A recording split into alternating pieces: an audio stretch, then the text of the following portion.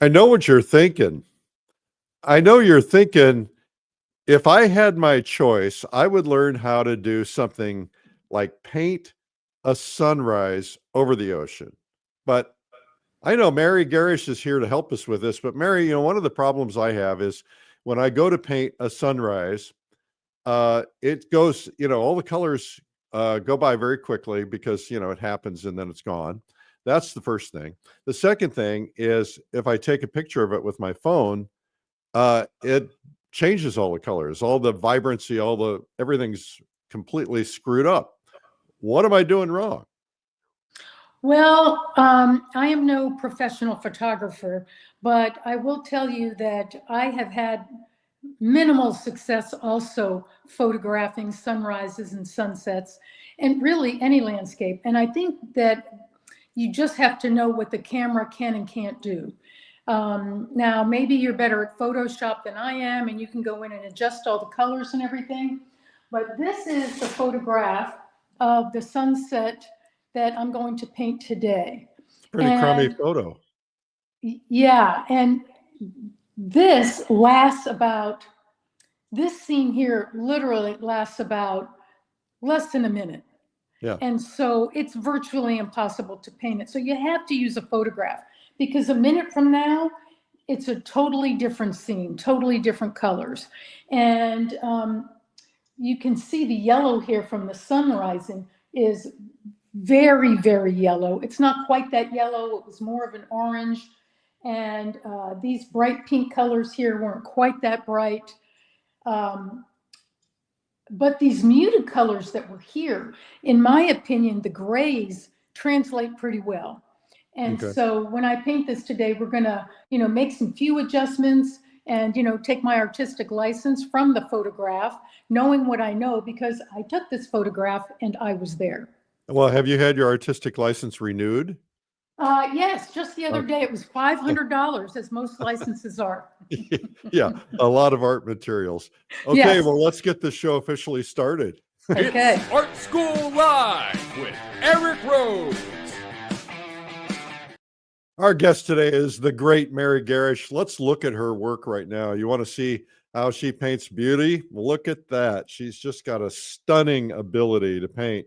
And I don't know if we have any sunrises in here. Her sunrises are pretty incredible too. But Mary's going to teach us a little bit about painting ocean sunrises like a pro this morning. And so, or this afternoon, actually. So let's get right to it. Mary, take it away. Okay. So as Eric said, we're going to paint the sunrise, and you can see the picture here, the photograph that I took. And this is the study that I did a few days ago. And so I'm going to show you how I arrived at this. And then at the end, I'm going to take this and actually do a process called 𝗠𝗿𝗆, which means taking an opaque color and tone of paint and really pretty much applying it to the whole painting. And then I'm going to wipe off more in some places, less in others, to actually make it more cohesive and tonal, and it will bring our values closer together. Okay. So you can see in this painting, it's pretty much a 3-value painting. And I've tried to keep the values and the tones very close together. And that's what we're going to work on now. So I'm going to bring the camera a little bit closer here to the canvas. All right. And today I am painting on wood. And so this is a board. It's actually I like to paint on different surfaces. It's kind of fun. I paint on aluminum, paint on canvas, and today I chose to paint on a board. Now, you can get these boards just on Amazon. This brand, I think, is, it's Falling in Art. It's a 4-pack that's cheap. It's like $23 for 4 of these. So a nice surface to study and to play on. But you do need to, I put shellac, 2 colors of shellac, 2 coats of shellac on it. And this is clear before I paint on the surface. Why shellac and not gesso? I could have gessoed it, but I kind of like the warm tone of the natural wood. Mhm. And so, if I gessoed it, I could add color to the gesso, but typically when I use gesso, which I do a lot, I like to do a few coats of gesso and do it like a little thick so you get a lot of texture. This wood, though, what I like about it is it grabs the paint differently than lots of canvases do. And there's all different varieties of canvas also. Some of them are more slippery, others, are more absorbent. And the shellac on here makes this not quite as absorbent, but it's still a little bit absorbent. So, play around with different surfaces, and you've got to know your surface and what it will and won't do for you. So what I'm going to do here is I have taken a ruler. Since my horizon line is very important here, I cannot freehand that. I have tried and tried, and I'm just somebody that has to measure it. So I went ahead and put my line in, and I did it with paint instead of pencil, just so that you could see it better today. So I am using a little bit of 𝗟𝗏𝗃 light, which I have mixed in to my paint here. And I'm going to start, and I'm just going to mass in first the water.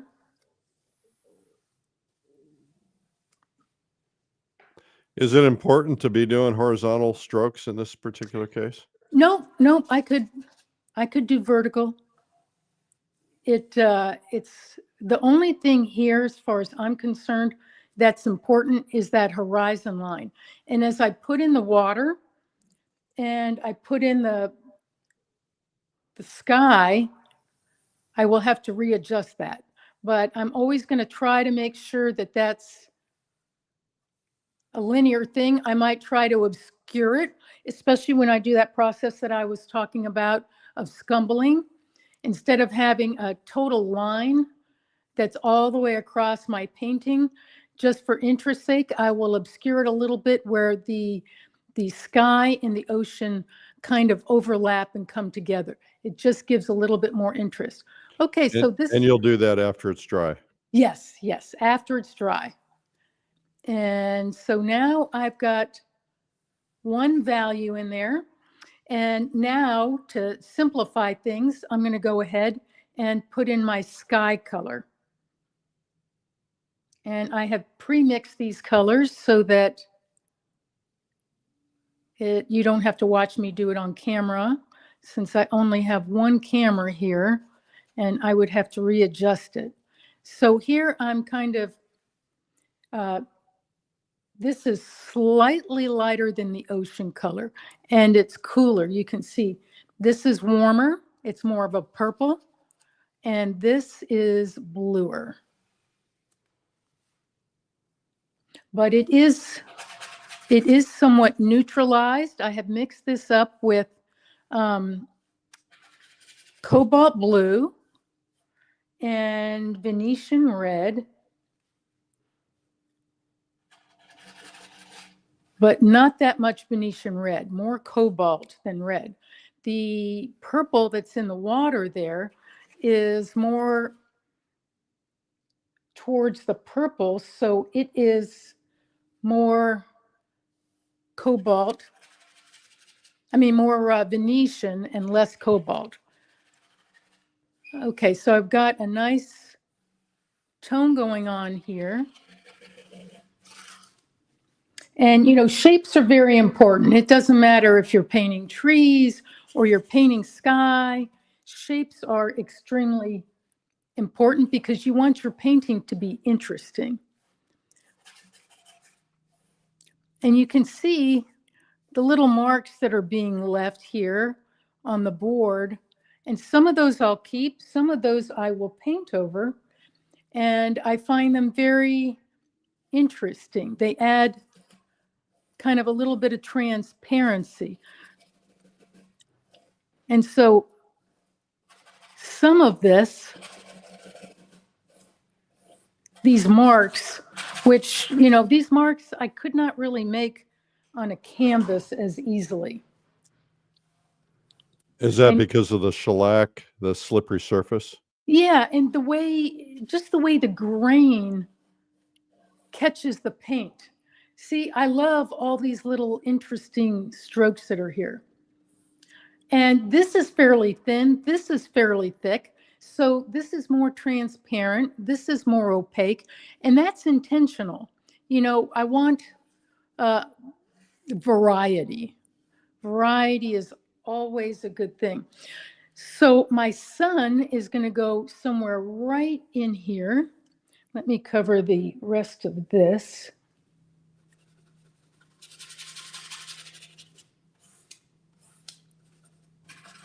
So I'm going to go ahead and suggest where the sun is going to be. And actually, I've got to mix up a little bit more of that sky color. So, and I am painting with the white that I'm using is, see, that's too blue. So I'm going to gray it off a little bit with that Venetian red that I'm using. And that's bluer. And especially near where the sun is going to be, it will be warmer. So I have added a little bit more of that Venetian. And it will cool off the farther you get away from, yeah, see, that's a good tone.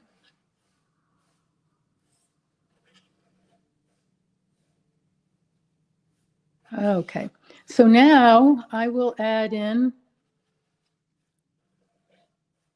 So see, these are small variations here in the cool and warm kind of vibrating together.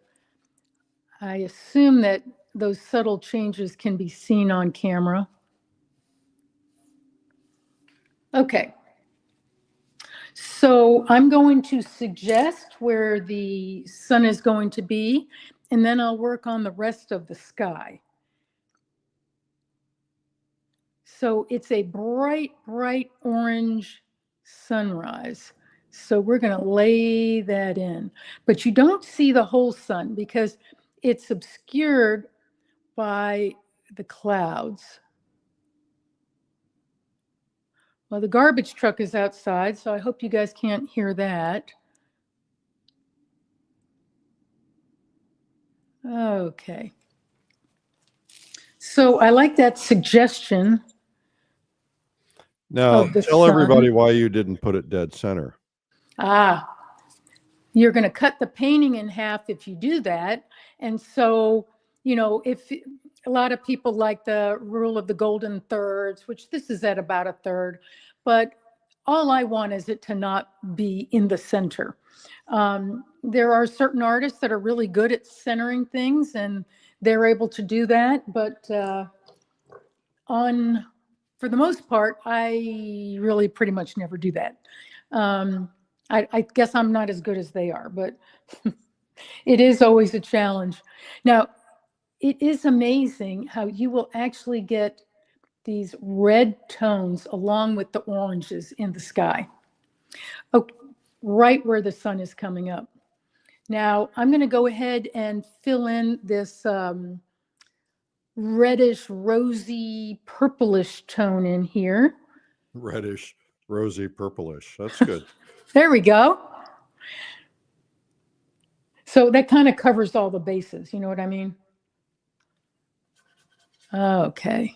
So it's going to be cooler over here, away from our light source.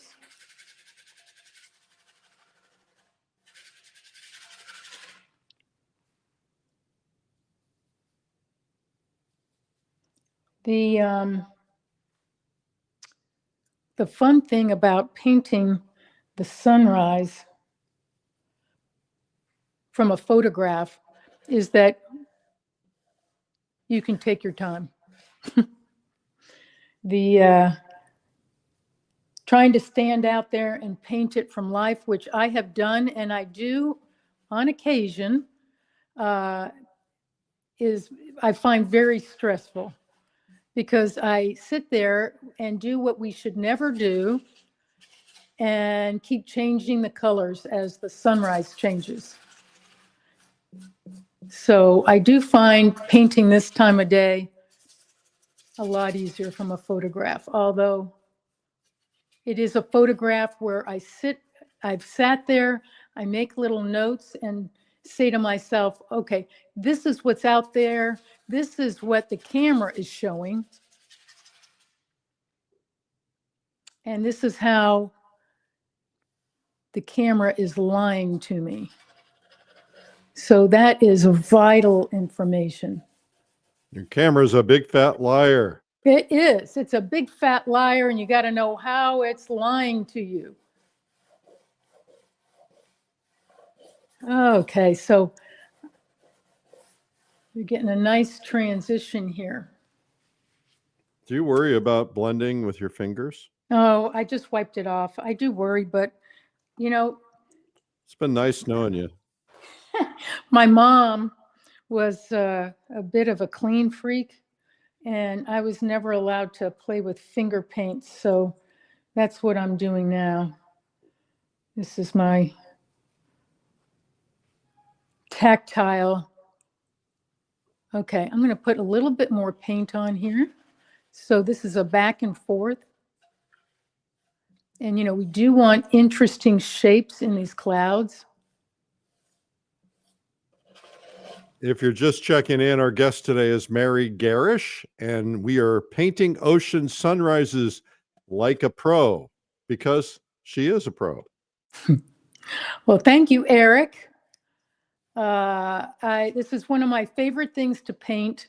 I live in Florida most of the time, and you know, we don't have mountains, but we do have incredible sunsets and sunrises. And I live coastal, so you get this long view, especially out over the ocean.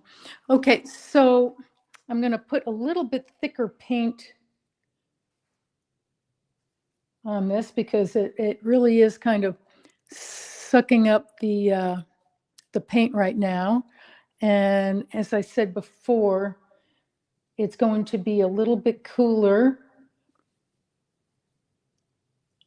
a little bit more towards the purple than the red over here. But still a nice rosy color.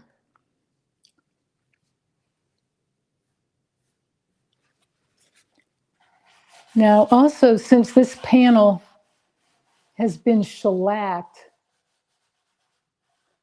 it's sitting on top of it, but it still has some absorbency. So I'm trying to put the paint on thick. And so this color here was mixed with Venetian. I like Venetian red. I think I dipped into my Cad Red Light a little bit to warm it up a little bit more. But what's nice about the Venetian is that it's already a grade tone. And so I don't have to add the complement as much. It's just an easier mix for me. Okay, so now you can still see some of the grains coming through.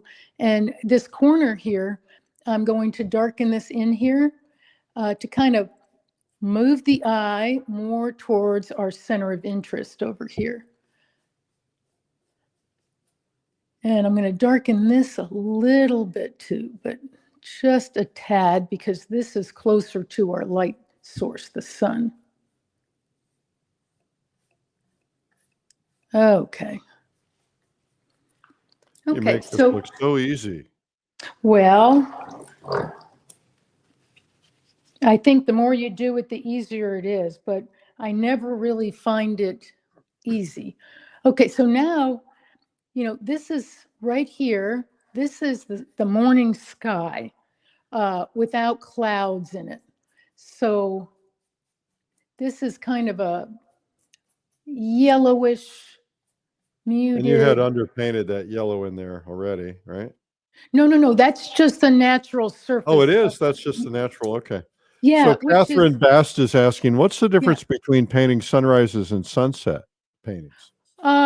Okay, so to me, as far as the speed of painting them, you know, I think the sunrise is a little bit worse, but they're both very, very difficult. And your colors are different. You know, of course, it depends on the cloud cover and the atmosphere and all of that, you know, which is what makes them all unique and different every evening. And, you know, every 5 minutes, they change so rapidly.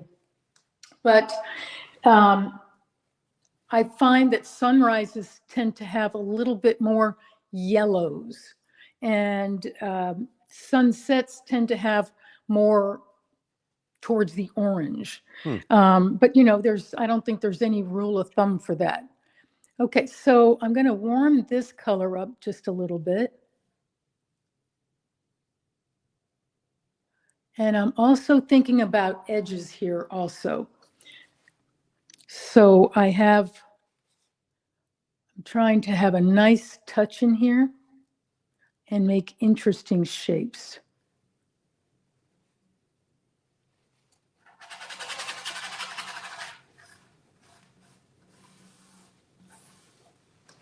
Okay, so the blue sky here, I think, is a little too blue. And so I'm going to take a color that I have mixed up that is the same value, but a little bit more towards the purple, and blend that in a little bit just to give a little vibration. So a little bit of warm, very close in value. So you can see these two vibrating with each other.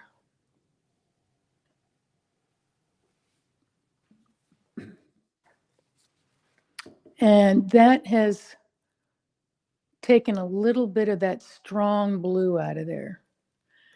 Okay, so I'm going to come back and make this horizon a little bit more. Take the board is showing underneath it, so I'm going to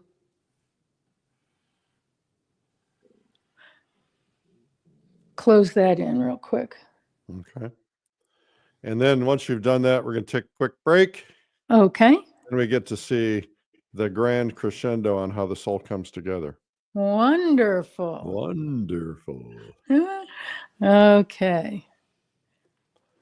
All right. Sounds like that part's done. We'll be right back with Mary Garrish.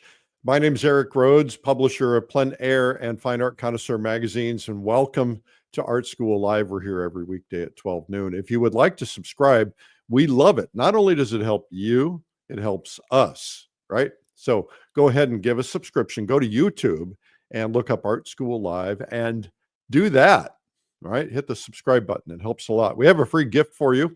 If you would like our free gift, it's a goodie. All you do is go to pleinairmagazine.com/ebook. It's got 201 essential plein air tips, mastering the art of outdoor painting. pleinairmagazine.com/ebook. And let's see, yesterday was our last day on Switzerland, so we don't have any more of that to talk about. We do have Fall Color Week coming up, and we have the Adirondacks coming up. Now, Adirondacks is my annual retreat in the Adirondack Mountain. I think there's a couple of seats left for that. I'm not entirely sure. I probably should have checked first. But if you want to go and hang out for a week, and this is in upstate New York, so if you're driving distance, we have people come from all over the world, by the way. But it's June 7th through 14. painttheadirondacks.com or paintadirondacks.com. Then after that, we actually have Digital Painting Live on the 14th. So Digital Painting Live is going to be really cool. Let's pull up some of the slides of some of the faculty right now. The great John Burton, not only a brilliant painter, but also a brilliant digital painter, does this for the movies. Marco Bucci, who does a lot of stuff for Disney. Dylan Cole, who did Avatar and Lord of the Rings. Nathan Fawkes, a legend. Mike Hernandez, another legend. And then there's Tiffany Mang, who's done a lot of things for Marvel. And then there's Jennifer Wang. So you're going to learn how to paint digitally, and that's at digitalpaintinglive.com. Those of you who don't do it or haven't tried it, you've got to try it. I do it all the time. I've been doing it since they came out with tablets and Wacom tablets and styluses. So it's a really good thing to do. I paint on airplanes, but I also use it to pull out my iPad to work on compositions. And sometimes I paint digitally in plein air because sometimes I don't have my paints with me, right? So I'm going to be going to China. I'm going to take my tablet with me. I'll be painting that way. I'm taking gouache, but sometimes I'm not going to have a whole lot of time to paint. So a digital is a good alternative. Anyway, come to digitalpaintinglive.com. It's on the 14th of June. It's got all these legends and it's inexpensive to attend. All right. And let's get back now to Mary Garrish. Okay, so Okay. I am going to work a little bit more on the sky, this bright yellow, orangey yellow that's right above our sun here and kind of vibrating. This is above the clouds. And you're painting in oil, right? Yes, this is oil. And I am using a little bit of 𝗪𝗏 light just to make the paint flow a little bit more. All right. And okay, so, and as you can see, still over here, and I kind of like that, you know, every painting's a little bit different. I've got a little bit of the grain of the wood showing through, but I'm going to put in a little bit of some orangey warm tones over that purple there, just to kind of make it vibrate. And you know, the harder you touch the canvas, the more paint that comes off. And so I'm trying to use a very light touch here so I don't totally obscure that purple tone that's under there. And I'm liking the way that that's coming out. If you just tuned in, Mary Garrish is doing Painting Ocean Sunrises.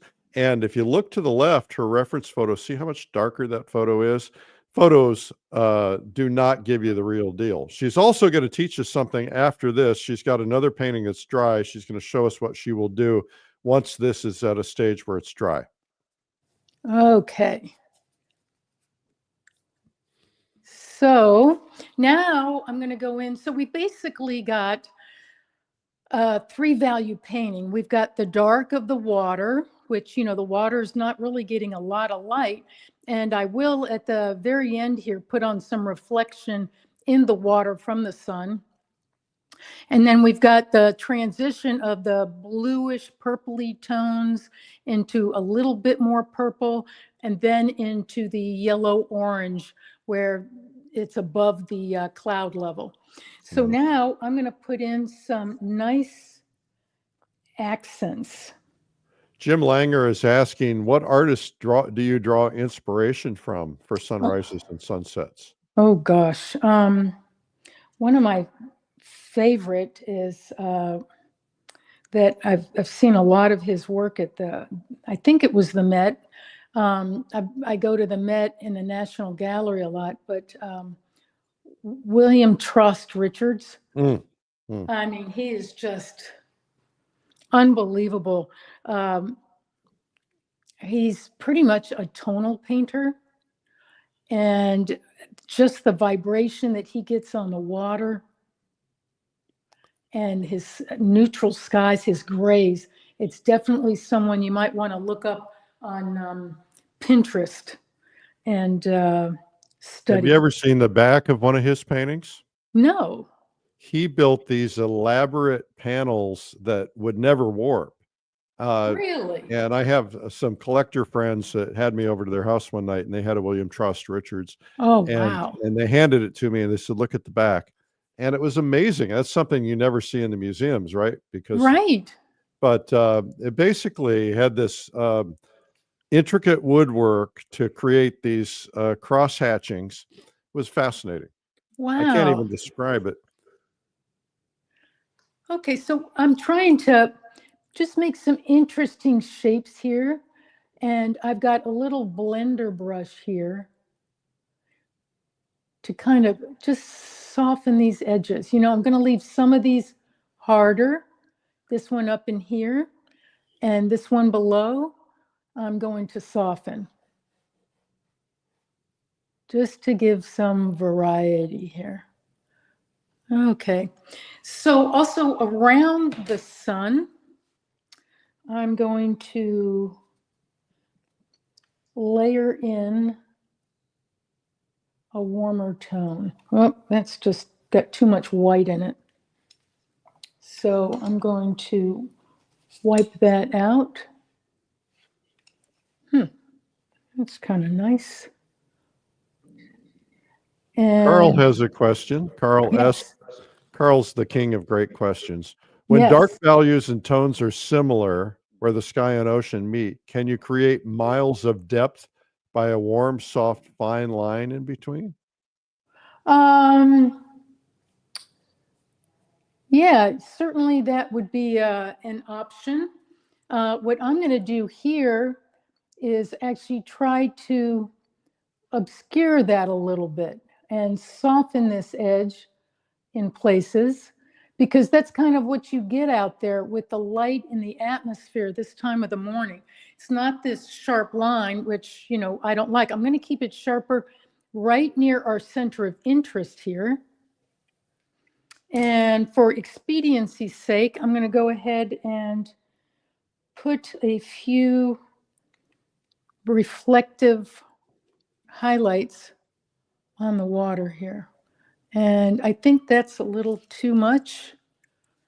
So I'm going to take my blending brush here and kind of carve through the paint because it's still wet. Yeah, see, I like that. That's a lot softer. And I'm going to carry it down a little bit further. And again, I'm going to take my little blending brush. Now, I don't necessarily like that shape, so I'm going to come back in here with my purple. Anders is asking, do you ever use a fan brush to blend gradation? I do. I like that a lot in the sky, where my the shapes are a little bit bigger, and because the fan brush that I have, there are small fan brushes, but I don't have any of those. I just have a big fan brush. So down here, I'm just using this soft edged brush to give us a little bit of softness in this wave. And then I'm going to come back in and give a little bit of the underbelly of the wave and just darken that a little bit. Well, that's not dark enough. Let me come back in here.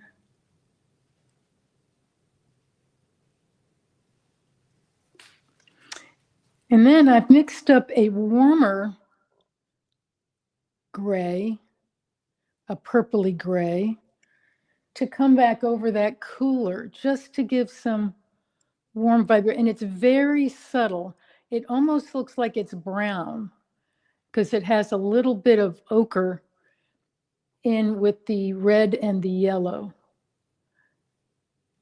And that's, I'm not even sure if you guys can see that right now on camera because it is very subtle, but it is a warmer and a cooler purple in the water. So I'm going to put a little bit more of this interesting tone to close this off just a little bit more. Bring our cloud into where the cloudless sky meets the clouds. And again, this is a layering. Like, I know we're on camera now and we have a limited time, but I may come over this with some cold wax later, especially in the water, just to give it a little bit more texture.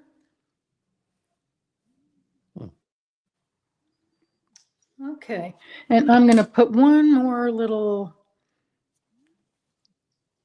transition here. And you're just making this up. Well, I'm making the shapes up as we go and trying to make sure they're all different.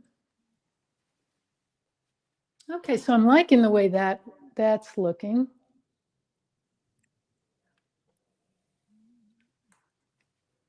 Yeah, I like that passage a lot. Yeah. Okay, so I'm going to warm up, and it's a back and a forth, but I'm going to warm this up with a little bit of a reddish tone here.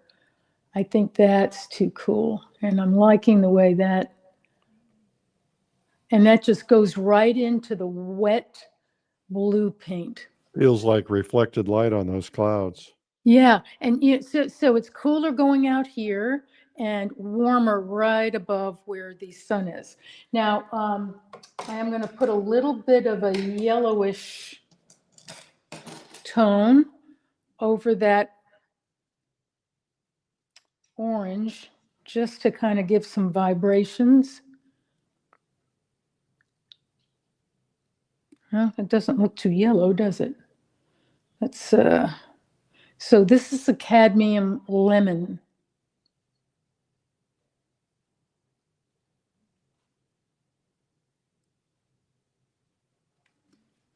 And that's a little bright for me, so I'm going to come back in. And as usual, it's a back and forth.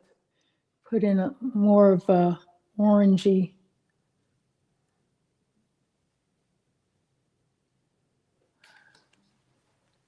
Okay.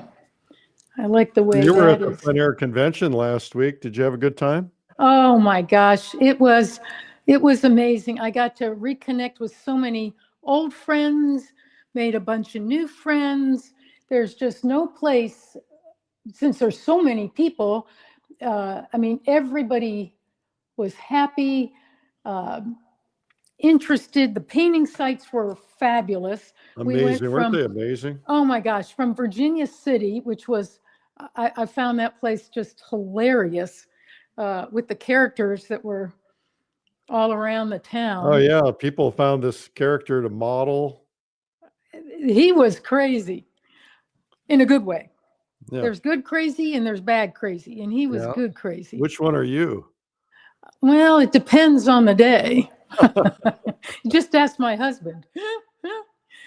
Okay, so see, I'm getting some warm tones now on the water, and I like the play of that warm and cool.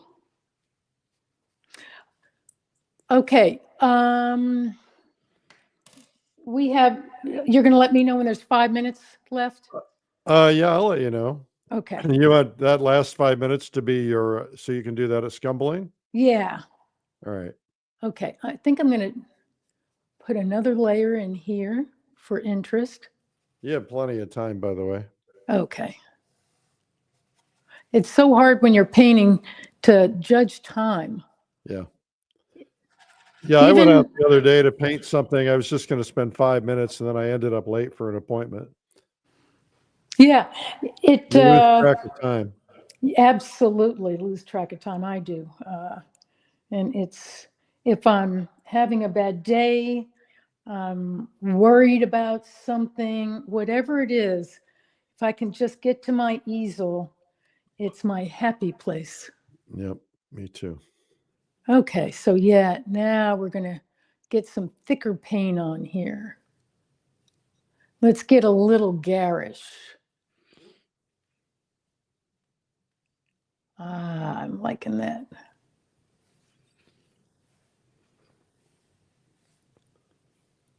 Okay. Now, I'm not usually, well, sometimes I am an 𝗷𝗶𝗄𝗲 painter when I'm outside and I'm just studying, but most of the time, especially in the studio, I am a back and forth painter. I like multiple layers. And maybe the next time we do this, Eric, I'll demo using cold wax. Okay. Okay. Now I'm going to get my blender out again and play with a bunch of these edges, soften these up. And this is what I'm talking about, where it's a back and forth. But this is nice because the paint is still wet.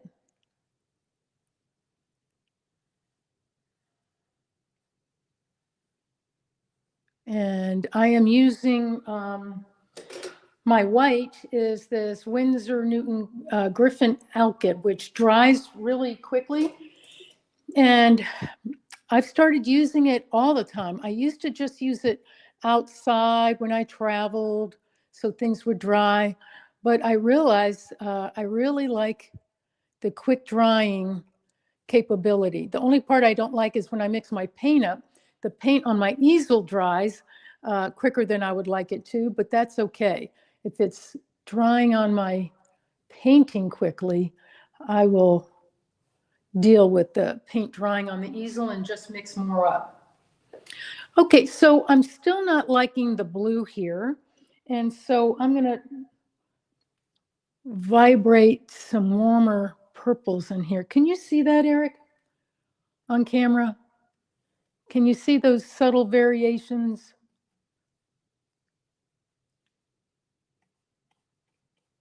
Eric? Hello? Oh, I had my mic muted. I'm sorry. Oh, that's okay. Yeah, you can see them. Okay, all right, good. So I'm just warming this up a bit. And I'm also going to soften that edge just ever so slightly. And then sometimes I'm going to dip into a bit of this cadmium red, pure cadmium red, Ooh. because a lot of times you kind of get this little bit of red down there. It's like it's just a little bit reflecting right above the horizon line. Very subtle. And I'm going to put a little bit more red, I think, right in here.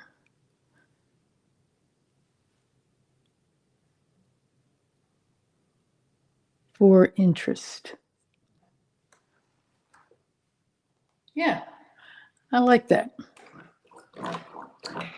Okay, so now I'm going to put some highlights, a few more highlights on the water here.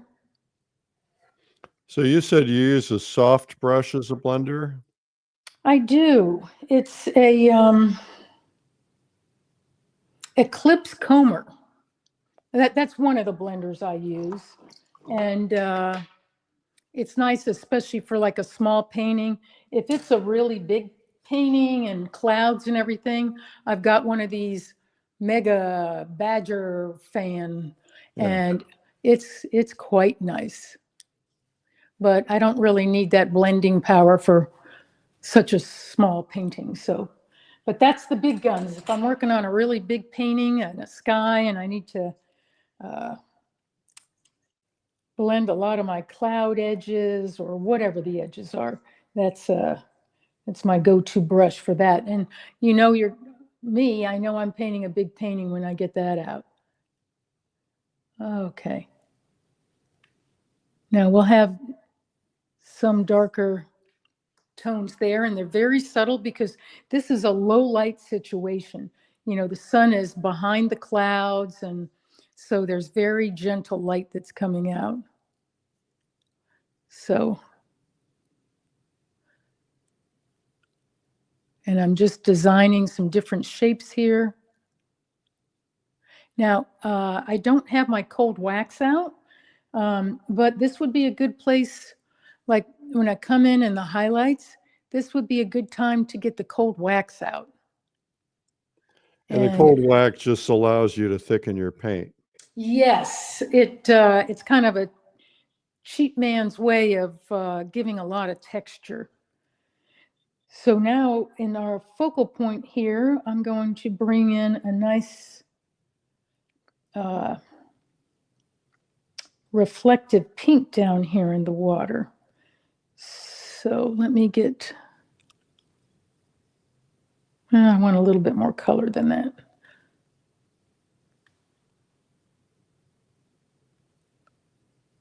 And that's like the foam as you're coming forward. So again, edges. You want to keep the light and shadow and still have interesting light and shadow shapes, which is what I'm trying to do here. Now that one's kind of boring, so I'm going to take a dark in there, and I'm going to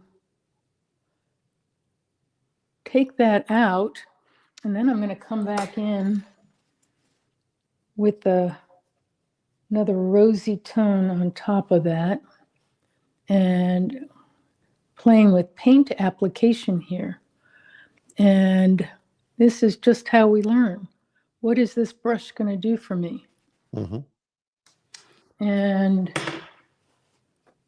now I'm coming in with my other little badger there.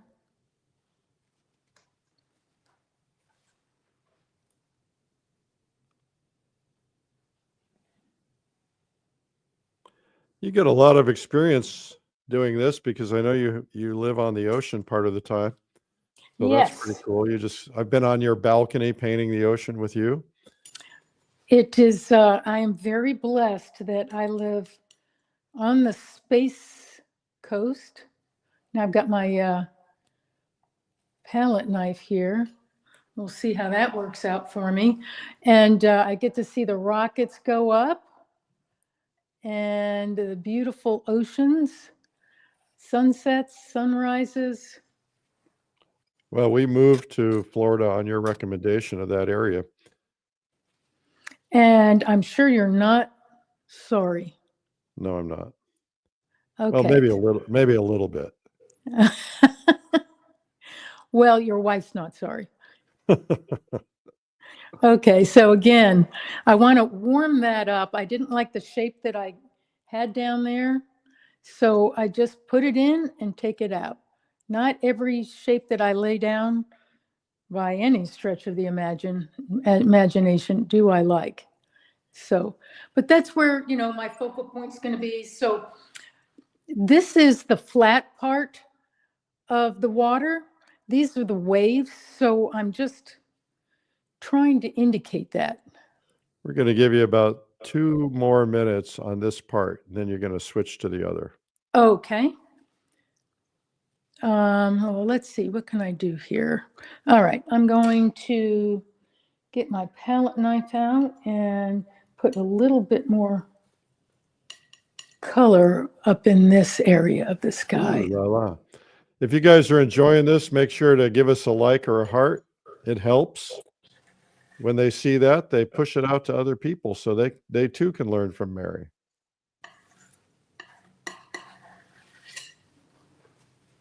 I love palette knife. Oh my gosh, I love palette knife. And I like palette knife. It's kind of the icing for me on the cake. I don't usually do an entire painting of palette knife. And then I like to come in and,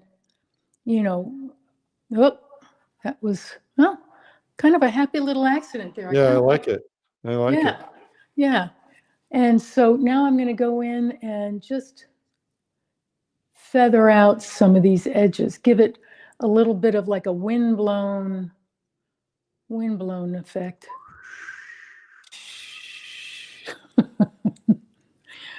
Okay.